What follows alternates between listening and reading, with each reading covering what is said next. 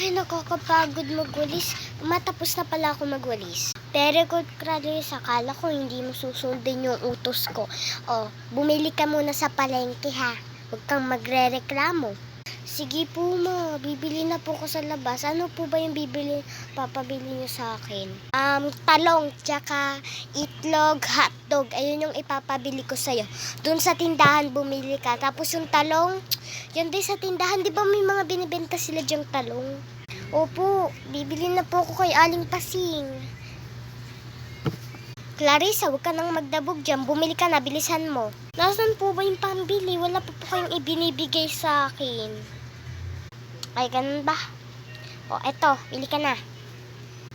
May sukli pa po ba? Diba to may sukli pa po? Oo, may sukli pa yan. Basta bumili ka na. Bilis pa ka magsarado na yun. Opo, ito na, bibili na po. Aling Pasing, pabili nga po ng talong at itlog hotdog. Ito po yung bayad.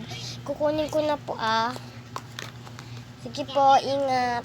Ay, yung sukli po pala. Sukli, Akin na po. Akin na po. Ilagay niyo po sa kamay ko. Ilagay niyo po. Ilagay niyo po sa kamay ko.